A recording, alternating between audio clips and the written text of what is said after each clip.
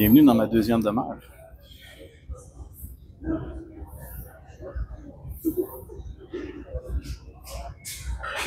Section jambes, la plus importante. On va aller voir la salle du fond. Je vais vous montrer ma demeure. C'est le paradis. Ouais. C'est une place où, dans le fond, j'ai une psychologue, moi, dans la vie. Je la vois toutes les semaines. Oh, il y a quelqu'un. Ouais, je vais enlever. Il n'y a pas de problème. Ouais, c'est ça, j'ai un petit psy, moi, dans toutes les semaines que je vois. Ici, c'est mon deuxième psy. J'ai vu une vidéo tantôt d'un entraîneur comme moi qui disait que les coachs, pas les coachs, mais bref, les gens au gym, des fois, ils ont l'air bêtes. Mais c'est pas qu'ils ont l'air bêtes, c'est juste que on a tous nos démons. Puis, le gym, ça fait partie d'une place où on est capable de s'évader, de sortir tous les démons de notre tête, de sortir tout ce qu'on n'aime pas. On va générer de la dopamine, de la sérotonine, puis on va être bien. C'est comme une séance au psychologue. Si tu m'enlèves ça, à moi, personnellement, je tombe en dépression. C'est instantané, je tombe en dépression. Aujourd'hui, je vais prendre un peu de votre temps, dans le fond, parce que j'ai un de mes amis que j'aide beaucoup, en fait, parce qu'il traverse une passe difficile.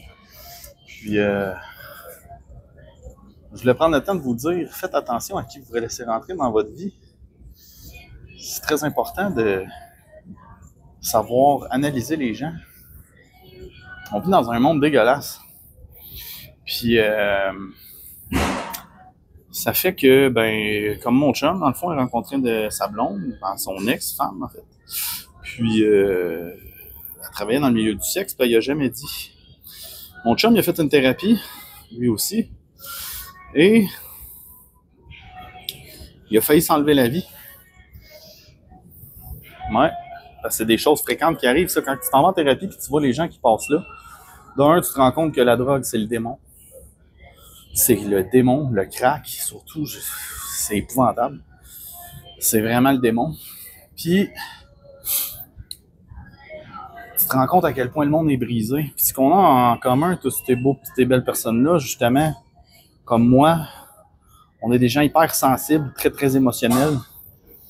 Puis avec le passé qu'on a, ben souvent, on n'est pas capable de se protéger. On a mis de pare-feu. Fait qu'on se fait attaquer par n'importe qui, puis on se fait avoir par n'importe qui.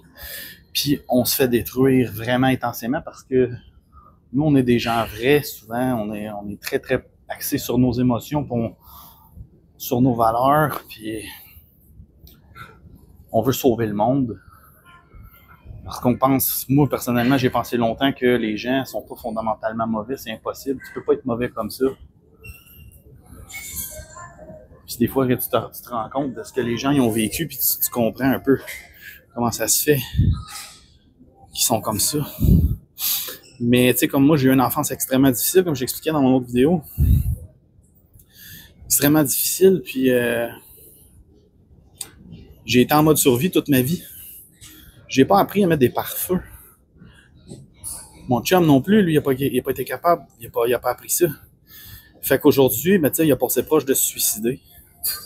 Puis aujourd'hui, il vient d'apprendre ça. Au bout de 3 ans de relation avec cette femme-là qui aurait tout donné pour elle. Comment tu veux ne pas avoir de problème de drogue après ça, tu sais? Là, je fais tout mon possible pour au moins le garder en sécurité.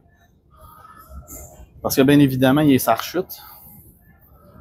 Mais je le lâche pas, je le talonne. Puis je dis, tu vas retourner. Moi, j'étais à la maison Carignan, à Trois-Rivières. Ils m'ont extrêmement aidé. C'est des gens extrêmement compétents. Puis j'ai dit, Big, tu vas retourner là. T'as pas le choix. Je m'en contre-torche, man, de ce que tu penses. Tu retournes à Carignan 6 mois, man, puis les autres, ils vont t'aider à traverser cette épreuve-là, puis là, je le sais qu'il est sa rechute, tu sais. Mais je m'arrange au moins qu'il soit en sécurité là-dedans. Pas qu'il aille faire de conneries, qu'il se mette dans la merde, qu'il rentre en prison, qu'il whatever. C'est un peu ça mon but aussi, tu sais, oui, coach privé, entraîner les gens, donner des résultats physiques, parce que j'aime ça aider mon prochain, puis j'aime ça voir les étoiles dans les yeux des clients qui arrivent à atteindre leur but. C'est plus gratifiant ça pour moi que la paye. Mais je veux aider mon prochain aussi, puis j'ai besoin de vous, en fait, sur les réseaux, qui m'écoutez, à partager mon message. J'aimerais ça faire des conférences dans les écoles. J'aimerais ça être capable de peut-être travailler en partenariat avec genre une maison de thérapie comme mon chum Paul Boissonneau, qui a une maison de thérapie à Lourdes, de Joliette. D'être capable d'aider mon prochain là-dedans, d'essayer d'éradiquer le plus possible le démon, hein, la drogue, de faire en sorte que les gens qui ont besoin d'aide psychologiquement, mais que ce soit un peu plus connu. Parce que c'est pas placardé dans la société que ça existe, les thérapies, puis que tu peux aller chercher de l'aide.